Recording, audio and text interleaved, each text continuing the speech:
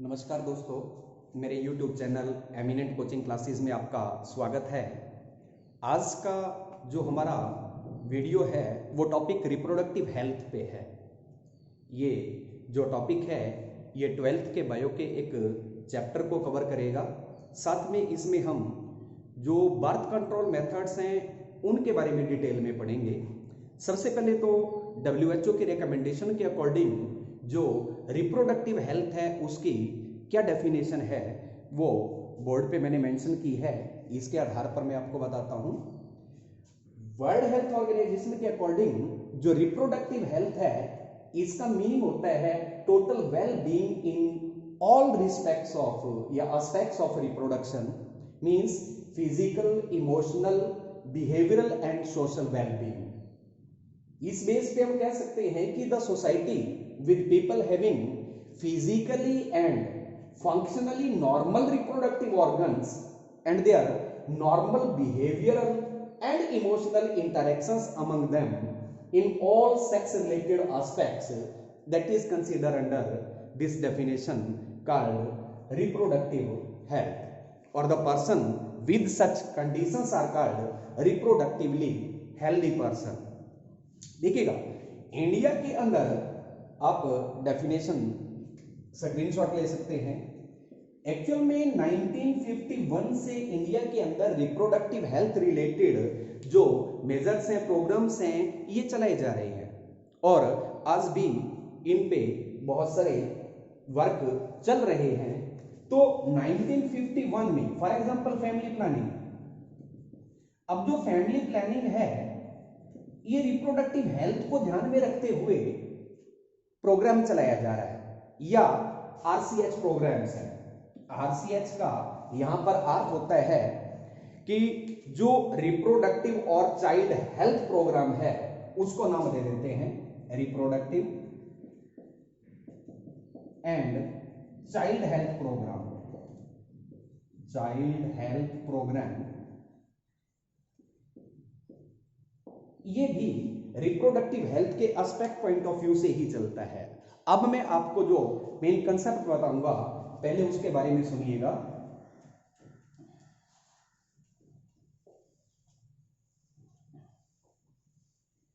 जैसे previous lecture में जब हम ह्यूमंस में रिप्रोडक्शन के मोड के बारे में पढ़ रहे थे उसमें मैंने आपको बताया था कि जो ह्यूमन फीमेल्स होती हैं उनमें जो प्यूबेरिटी एज होती है वो 13 इयर्स बताई थी और जो मेल्स हैं उनमें प्यूबेरिटी एज नियरली 16 इयर्स बताई थी।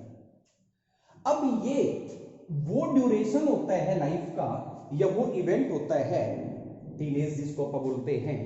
इस एज के दौरान जो प्राइमरी सेक्स ऑर्गन्स हैं they become functional to produce gametes, but the secondary sex organs they are not fully in developed state. यही एक कारण है कि इंडियन कॉन्स्टिट्यूशन के अकॉर्डिंग आप लोग जानते हैं कि जो मैरिजेबल एज है मेल्स के लिए 21 इयर्स है और फीमेल्स के लिए 18 इयर्स है। कारण यही होता है कि प्यूबेरिटी एज के दौरान जो मेल्स और फीमेल्स हैं they are not having fully mature sex organs in them so that कि फीमेल कैन कंसीव। अगर मान लो बच्चों की अर्ली एज में मैरिजेस हो जाती हैं तो इट मींस वो reproductive state of point of view से हेल्दी नहीं होंगे, उनमें कई सारे प्रकार के प्रॉब्लम्स आ सकते हैं, प्रेगनेंसीज में बहुत सारी कॉम्प्लिकेशंस आ जाती हैं। इसीलिए ये एज रखी हुई है बिकॉज इस एज में जो मेल और फीमेल्स हैं उनके सभी reproductive organs fully developed state के अंदर आ जाते हैं। अब बात आती है कि आज भी काफी सारे ग्रामीण इलाके जो हैं वहां पर अर्ली एज में बच्चों की मैरिज कर दी जाती है। अब बात आती है कि उसके डिसएडवांटेजेस क्या है। सबसे पहली बात तो reproductive health point of view से ही वो अनहेल्दी स्टेट है। उसके बावजूद भी क्या ड्रॉबैक्स हैं, ड्रॉबैक्स ही आप लिख सकते हैं। क्या ड्रॉबैक्स हैं अर्ली मैरिजेस के? सबसे पहली बात, अगर अर्ली एज में बच्चे की मैरिज कर दी जाती है तो जो बच्चे हैं they can not pursue there study. अब जब वो अपनी स्टडी प्रॉपरली परस्यू नहीं कर पाएंगे तो इसका मतलब कैरियर बिल्ड करने में एक ग्रेट ऑब्स्टेकल है अर्ली मैरिज। दूसरी बात, जब अर्ली एज में बच्चे की मैरिज कर दी जाती है तो जो मैरिड कपल्स हैं, मैरिड कपल्स जो होते हैं दे आर देमसेल्व्स किड। अब वो खुद किड्स हैं तो they can not bear the responsibility of baby, वो उनके प्रॉपर रिस्पॉन्सिबिलिटी नहीं ले सकते। नेक्स्ट, अर्ली एज में अगर मैरिज कर दी जाती है तो जो मेल और फीमेल्स हैं उनमें स्पेशली आपने बताना है कि ग्रोथ हिंड्रेंस होगी। जो भी मैरिड कपल्स अर्ली एज में मैरिज कर लेते हैं उनमें ग्रोथ हिंड्रेंस हो जाती है, उनकी जो बॉडी ग्रोथ है वो स्टंट कर जाती है। इसके अलावा इन केसेस में जो फीमेल अर्ली एज में प्रेगनेंसीज अटेन कर लेती हैं उनमें बहुत ज्यादा प्रेगनेंसी कॉम्प्लिकेशंस आएंगी। हो सकता है कि डिलीवरी के दौरान जो बेबी है या मदर है उनमें से किसी को जान ना गंवानी पड़े। तो इस प्रकार की जो कॉम्प्लिकेशंस आती हैं ये अर्ली एज मैरिजेस के ही ड्रॉबैक्स हैं। दूसरी बात, हमें पता है कि अगर हम प्रेजेंटली बात करें तो जो इंडिया की पॉपुलेशन है वो लगभग 135 करोड़ से भी ऊपर धीरे धीरे निकल रही है। उसका कारण क्या है? एक्चुअल में ये इंडिया के लिए एक बहुत बड़ी प्रॉब्लम है। क्या? Increasing population. अब जो इंक्रीजिंग पॉपुलेशन है, आपको पता भी होगा कि वर्ल्ड पॉपुलेशन के अंदर इंडिया सेकंड रैंक पे है और फर्स्ट रैंक पे इस टाइम चाइना है। और हो सकता है कि अगर इसी रेट से पॉपुलेशन ग्रोथ बढ़ती रही तो इंडिया वर्ल्ड में फर्स्ट रैंक पे आ जाएगा। तो इसके बारे में भी अपने को विचार करना जरूरी है। तो सबसे पहली बात कि कारण क्या है, इंक्रीजिंग पॉपुलेशन का कारण क्या है? इंक्रीजिंग पॉपुलेशन वर्ड यूज कर सकते हैं या सीधी सी बात है कि पॉपुलेशन एक्सप्लोजन वर्ड यूज कर सकते हैं। उसका कारण मेन 4 कारण है। सबसे पहली बात तो क्या, पॉपुलेशन इंक्रीज होने का कारण है नेटेलिटी रेट ज्यादा होना। नेटेलिटी रेट का मतलब होता है बर्थ रेट का ज्यादा होना। नंबर ऑफ बर्थ्स इंक्रीज हो रहे हैं। दूसरा कारण आपने बताना है मोर्टेलिटी रेट डिक्रीज होना। मोर्टेलिटी का मतलब होता है डेथ रेट। डेथ रेट का डिक्रीज होना, that is reason of increasing population. वैसे किसी एक पर्टिकुलर एरिया की पॉपुलेशन की जो इंक्रीज और डिक्रीज का पता लगाने के लिए 2 पैरामीटर और हम लेते हैं, that is immigration and emigration. अब देखिएगा, इनमें मैं चारों को जोड़ करके बताता हूं। Natality rate plus immigration will always increase population and mortality rate plus emigration always decrease. अगर नेटेलिटी रेट और इमिग्रेशन ज्यादा होगा, मोर्टेलिटी रेट और एमिग्रेशन से तो समझ लेना जो number of individuals of population है वो कंटिन्यूअसली इंक्रीज होंगे।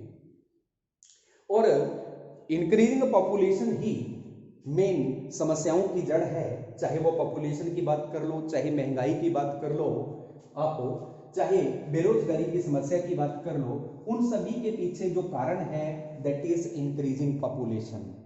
अब बात आती है कि पॉपुलेशन रेट को कैसे रोका जा सकता है, कम किया जा सकता है।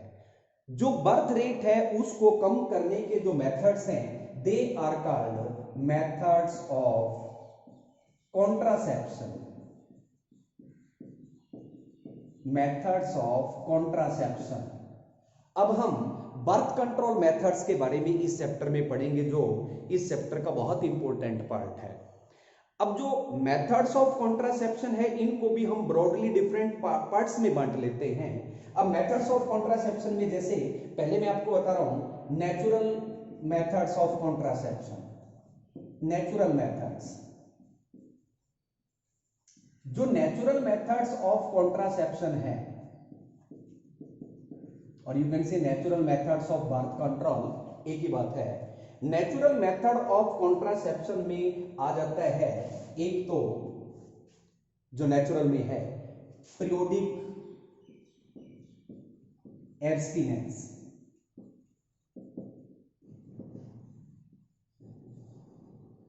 Periodic abstinence.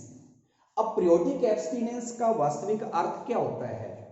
पीरियोडिक एब्स्टिनेंस के लिए हम एक और टर्म भी यूज कर देते हैं, that is called safe period.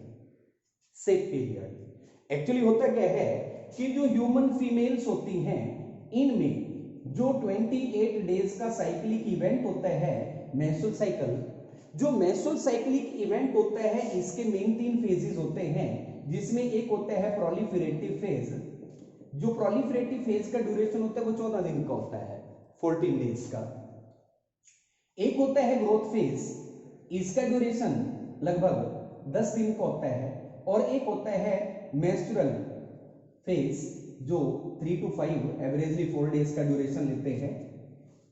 Proliferative phase के कंप्लीट होने के बाद 14वें दिन जो एक ओवरी है, ओवरीज में से अल्टरनेटली ओवरीज में से ओवम की प्रोडक्शन होती है, और एक ग्राफिन फॉलिकल मैच्योर होकर के एक ओवम प्रोड्यूस करता है। अगर मान लो राइट ओवरी ने इस बार ओवम प्रोड्यूस किया है तो नेक्स्ट टाइम लेफ्ट ओवरी से ओवम प्रोड्यूस होगा। तो प्रोलिफरेटिव फेज की कंप्लीशन का जो ड्यूरेशन है वो 14वां दिन है। अब 14वें दिन ओवुलेशन होगी, 14th डे ओवुलेशन होगी। ओवुलेशन का अर्थ होता है release of ovum from the ovary. अब अगर मेंस्ट्रुअल साइकिल के फेज के बाद हम लगभग एवरेज बता रहा हूं मैं, 14वां, 15, 16, 3 दिन तो ये, 2 दिन इस तरफ और ऐड कर दे, 2 इस तरफ, यानी 17, 18 और 13, 12। इन दिनों को छोड़ करके बाकी जो टोटल ड्यूरेशन है उसमें जो सेक्स एक्ट है या कपुलेशन एक्ट है वो सेफ है। तो पीरियोडिक एब्स्टिनेंस का यहां पर यही एक पर्टिकुलर अर्थ होता है कि जो भी मैरिज कपल्स होते हैं दे हैव टू अवॉइड, और you can say to abstain from coitus from day that is 12 to 18, यानी प्रोलिफरेटिव फेज से भी 1-2 दिन पहले, क्योंकि कई बार क्या होता है कि साइक्लिक इवेंट जो होता है समवट डिस्टर्ब हो जाता है, उससे 1-2 दिन आगे पीछे हो जाता है। वैसे तो 14वें से 16वें दिन तक मैक्सिमम चांसेस होते हैं, क्योंकि जब ओवुलेशन होती है तो उस दौरान अगर क्वाइटस एक्ट में इन्वॉल्वमेंट होगी मैरिड कपल्स की, तो उस दौरान there will be maximum chances of attainment of pregnancy in case of a female. तो दैट्स वाई कि अगर उस टाइम पीरियड को अवॉइड कर दिया जाए, मींस एब्सटेन कर दिया जाए, तो जो फीमेल्स होंगी they will not conceive, it means fertilization of ovum will not takes place. So this method, this one is a natural method of contraception. This method of natural contraceptive mode will be called as periodic abstinence. इसी में एक और method आता है that is called coitus interruptus. coitus interruptus. Coitus interruptus को हम withdrawal method भी बोलते हैं, विड्रॉल मेथड। अब क्वाइटस इंटरप्टस का क्या अर्थ होता है कि जैसे कोई married couples they are involve in copulation act, लेकिन इस फेज में जो मेल्स होते हैं, males they have to withdraw the penis from vagina before ejaculation. अगर इजैकुलेशन से पहले, इजैकुलेशन फेज का अर्थ होता है release of semen into the female reproductive track at the you can say के peak of sexual excitement arousal phase, तो उस दौरान अगर पेनिस को बिफोर इजैकुलेशन विड्रॉ कर लिया जाए तो semen will not be deposited into the female reproductive track और you can say inside the vagina, that's why the female will not be able to conceive और यू कैन से कि the chances of fertilization will become null. तो ये जो method है withdrawal method also called coitus interruptus, इसका अर्थ ये होता है कि इजैकुलेशन से पहले जो कपुलेटरी ऑर्गन है मींस पेनिस है that is to be release from the vaginal part. एक ये है, एक छोटा सा पार्ट इसी में नेचुरल वो भी बता देता हूं मैं, और होता है जिसको हम नाम दे देते हैं lactational amenorrhoea. Lactational amenorrhoea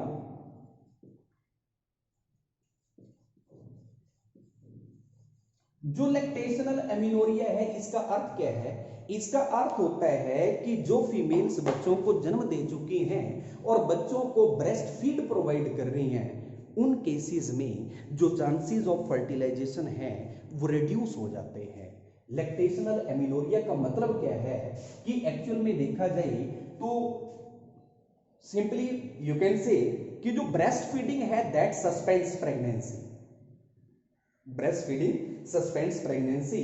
एमिनोरियल condition का अर्थ होता है कि उन केसेस के अंदर जब फीमेल्स ब्रेस्ट फीड प्रोवाइड करती हैं तो उस दौरान जो मेंस्ट्रुअल साइकिल इक्विपमेंट है उनमें कुछ ना कुछ डिस्टरबेंस होती है जिसके कारण फीमेल कंसीव नहीं कर पाती।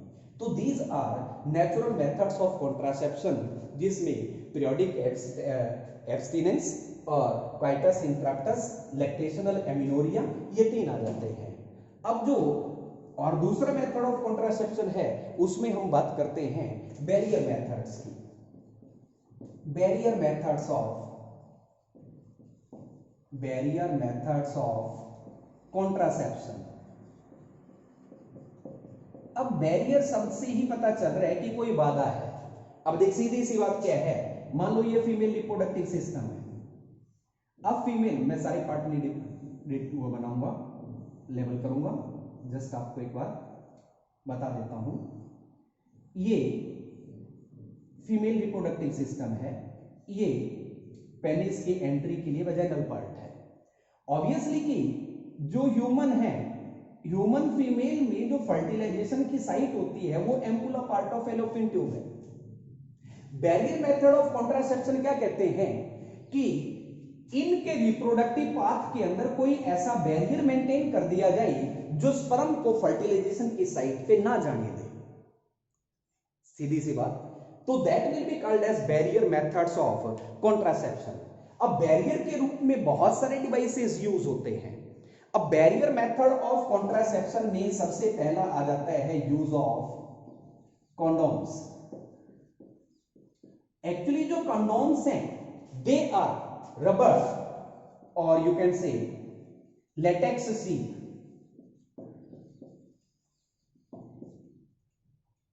latex sheet which are worn over the penis before sex act।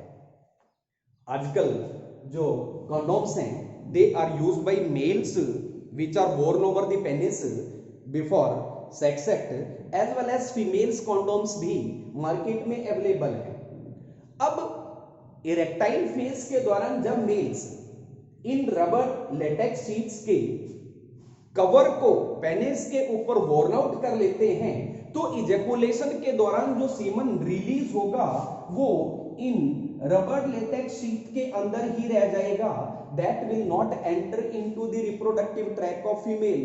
That's why female will not be able to conceive.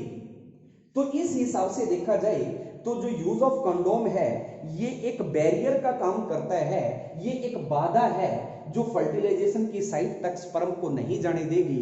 Even ये तो रिप्रोडक्टिव ट्रैक में ही नहीं जाने देंगे because sperms will be semen will be deposited inside this latex sheets. दूसरी बात, इनका एक और भी बेनिफिट है, ड्यूअल बेनिफिट है इनका। एक तो मेथड ऑफ कॉन्ट्रासेप्शन में यूज हो रहे हैं, साथ के साथ they protect the person from any kind of sexually transmitted diseases like AIDS also.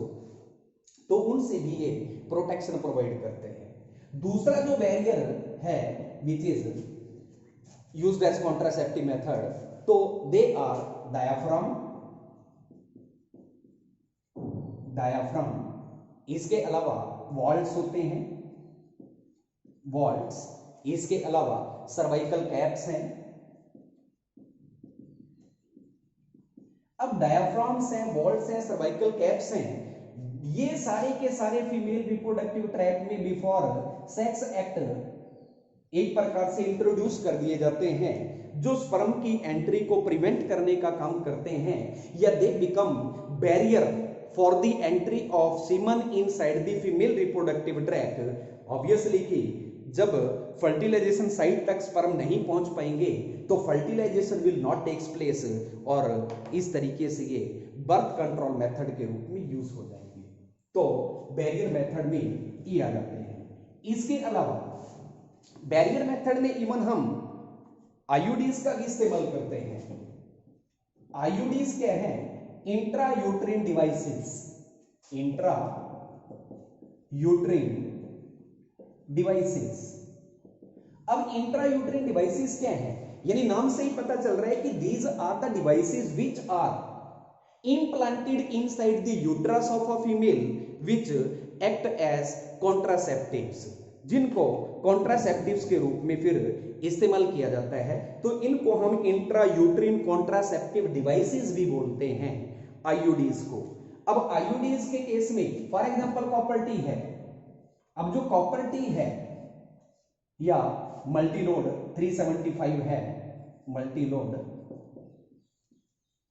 375 है या कॉपर टी है, ये इंट्रा यूट्रिन कॉन्ट्रासेप्टिव डिवाइसेस होते हैं which are even implanted inside the uterus of a female by expert gynaecologist with the help of you can say nurses. तो वो इनको female के रिप्रोडक्टिव ट्रैक यानी सीधी सी बात के यूट्रस के अंदर इम्प्लांट कर देती हैं। इस तरीके से ये फिर बैरियर का काम करते हैं। अब कॉपर टी है, कॉपर 7 है, ये सारे के सारे इंट्रा यूट्रिन कॉन्ट्रासेप्टिव डिवाइसेस हैं। और मल्टीलोड 375 मैंने जो बताई बिकॉज ये यूट्रस के अंदर इंप्लांट किए जाते हैं। अब जैसे कॉपर टी है, ये कॉपर आयंस रिलीज करती है। अब इन कॉपर आयंस की सहायता से कैसे प्रेगनेंसी अटेनमेंट नहीं हो पाती, ये भी बता सकते हैं। सबसे पहली बात तो क्या कि जो कॉपर आयंस होते हैं they will suppress the sperms motility inside the reproductive tract. इसके अलावा ये क्या करेंगे? They will make the uterus unsuitable. Unsuitable मैंने वर्ड यूज किया है, अनसूटेबल टू मेक या for implantation to takes place. इस तरीके से ये यूट्रस को अनसूटेबल बना देंगे ताकि इम्प्लांटेशन ना हो। ये इनका एक और फायदा है। इसके अलावा नेक्स्ट है केमिकल मेथड्स ऑफ कॉन्ट्रासेप्शन। अब जो केमिकल मेथड्स ऑफ कॉन्ट्रासेप्शन है, केमिकल मेथड्स, आजकल मार्केट के अंदर बहुत सारी स्पर्मिसाइडल क्रीम्स, फोम्स और जेलीज ये मार्केट में आ रही है। होता क्या है कि जो फीमेल्स हैं they apply such either foaming tablets भी हैं, स्पर्मिसाइडल क्रीम्स हैं। फीमेल क्या करती है कि before involvement in sex act they applies these creams inside the female reproductive tract, कि उस दौरान अगर उसके बाद में सेक्स एक्ट में इन्वॉल्वमेंट भी अगर उसकी होती है तो ये स्पर्मिसाइडल क्रीम्स क्या करेंगी? They will kill the entire sperms present into the semen or will not let the ovum to fertilize। इस तरीके से ये कॉन्ट्रासेप्टिव मेथड्स में केमिकल्स का रोल बन जाएगा। इसके अलावा oral contraception, oral contraceptive pills, market के अंदर बहुत सारी कॉन्ट्रासेप्टिव पिल्स यूज में आ रही है जो फर्टिलाइजेशन को रोकने का काम करती हैं। इनको ओरल पिल्स इसलिए बोलते हैं because they are taken orally. और ये क्या होती हैं? दे कंटेन हार्मोन प्रोजेस्टेरोन और combination of progesterone and oestrogen also. तो दे कंटेन प्रोजेस्टेरोन या फिर combination of progesterone and oestrogen also, इनको हम कंबाइंड पिल्स भी बोल देते हैं, कंबाइंड पिल्स। अब मार्केट के अंदर के बहुत सारी है, फॉर एग्जांपल मालाडी, सहेली, अनवांटेड 72, ये सब ओरल कॉन्ट्रासेप्टिव पिल्स ही हैं जो प्रेगनेंसीज को सस्पेंड कर देती हैं। जो सिंपल होती हैं यानी प्रोजेस्टेरोन से बनी हुई या एस्ट्रोजन और प्रोजेस्टेरोन के कॉम्बिनेशंस भी, इनको पीरियड ऑफ 21 डेज तक फीमेल रेगुलरली यूज करती हैं, लेकिन जब मेंस्ट्रुअल साइकिल का इवन ब्लीडिंग फेज होता है उस दौरान इनको इस्तेमाल नहीं करती। लगभग 28 दिन के साइक्लिक इवेंट के अंदर 21 डेज तक इनका यूज होता है, with in the first day of menstrual cycle से स्टार्ट करके after gap of 7 days usually इनको यूज किया जाता है। लेकिन कुछ ऐसे भी कॉन्ट्रासेप्टिव्स मार्केट के अंदर अवेलेबल हैं, जैसे मैंने नाम दिया अनवांटेड 72। अब जो अनवांटेड 72 है, अगर कोई पर्सन यानी मैरिड कपल्स अगर वो सेक्स एक्ट में इन्वॉल्वमेंट हो जाते हैं और उनको लगता है कि ओवुलेशन फेज के दौरान ऐसा हो गया है और चांसेस ऑफ प्रेगनेंसी ज्यादा हैं, तो उस दौरान अगर वो अनवांटेड 72 का इस्तेमाल फीमेल कर लेती हैं तो दैट विल सस्पेंड्स फर्टिलाइजेशन। ये फर्टिलाइजेशन को सस्पेंड कर देगी और प्रेगनेंसी अटेनमेंट नहीं होने देगी। ये अनवांटेड 72 का एक और बेनिफिट है। इसके अलावा और जो मेथड ऑफ कॉन्ट्रासेप्शन है उनको बोलते हैं methods of sterilization. Methods of sterilization या सर्जिकल मेथड्स ऑफ कॉन्ट्रासेप्शन। जो सर्जिकल मेथड्स ऑफ कॉन्ट्रासेप्शन है they are consider under permanent methods of contraception. इससे पहले जो हमने मेथड ऑफ कॉन्ट्रासेप्शन पढ़े, चाहे वो नेचुरल था, चाहे वो बैरियर मेथड था, चाहे वो इंट्रायूट्रिन डिवाइसेस थे, इन सभी में और खासकर जो हम कॉपर टी या मल्टीलोड 375 इनकी बात करते हैं, इनका इस्तेमाल जो फीमेल्स हैं वो बच्चों में गैप के लिए करती हैं। मान लो एक्चुअल में WHO के रिकमेंडेशन के अकॉर्डिंग ये माना जाता है कि दूसरे बच्चे में कम से कम 3 साल का गैप होना चाहिए। तो उस गैप को मेंटेन करने के लिए जो फीमेल्स हैं वो इंट्रायूट्रिन डिवाइसेस को इम्प्लांट करवा लेती हैं अपने यूट्रस के अंदर, ताकि वो दो बच्चों के बीच में गैप मेंटेन कर सकें रिप्रोडक्टिव हेल्थ को मेंटेन करने के लिए। इसके अलावा जो सर्जिकल मेथड है they are consider as permanent methods of contraception. Surgical method में पहले मैं इसी डायग्राम के बेस पे बताता हूं। फीमेल्स में जो मेथड यूज किया जाता है that is called tubectomy. Tubectomy. अब ट्यूबेक्टोमी का क्या अर्थ है? जो फीमेल का रिप्रोडक्टिव सिस्टम है वो ये डायग्राम है। अगर सर्जिकल ऑपरेशन द्वारा जो फीमेल की फेलोपियन ट्यूब है उनका एक छोटा सा पीस काट करके लिगेट कर दिया जाए और इनको सर्जिकल थ्रेड से टाई अप कर दिया जाए, अब ओवरी के अंदर ओवम चाहे डेवलप हो लेकिन वो फर्टिलाइज नहीं हो पाएगा, बीच में बैरियर आ गया। तो ये ट्यूबेक्टोमी का मतलब क्या है कि the surgical method during which the fallopian tube of both of the fallopian tube बताना है, एक नहीं, both of the fallopian tubes are ligated from a particular site and tied with the help of surgical threads।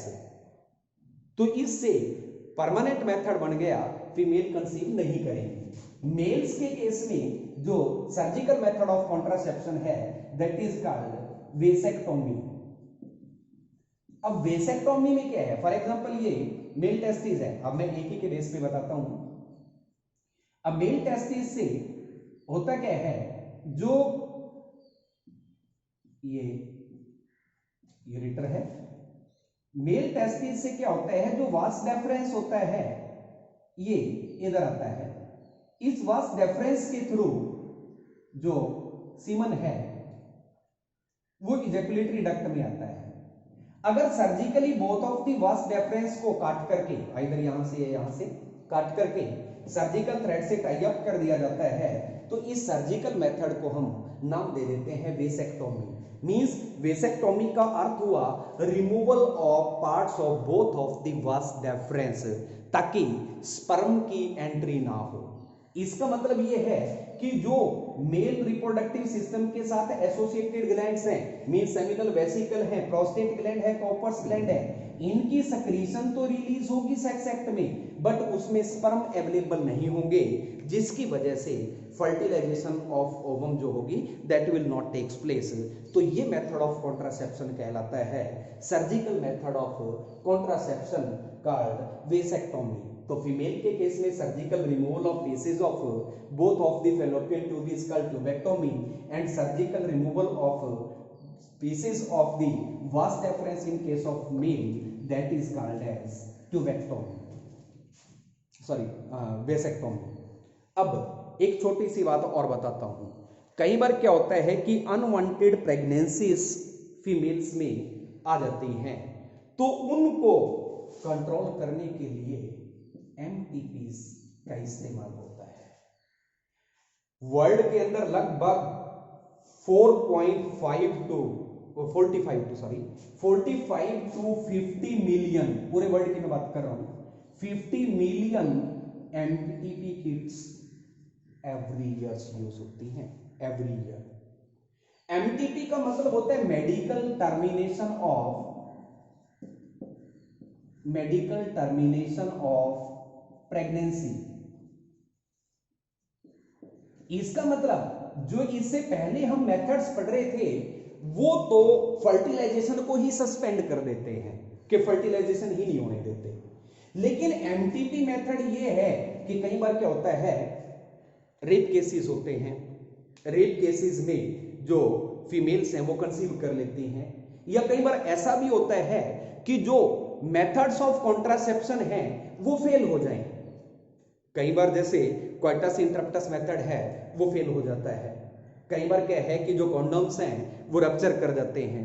उन cases में अगर female conceive कर लेती है, या रेप केसेस में अगर फीमेल कंसीव कर लेती है, तो उसके बाद जो मेथड बर्थ कंट्रोल का बन जाता है उसमें एमटीपीज का यूज करते हैं, means medical termination of pregnancies का यूज करते हैं, और medical termination of pregnancy in early state up to 12 weeks that is called induced abortions.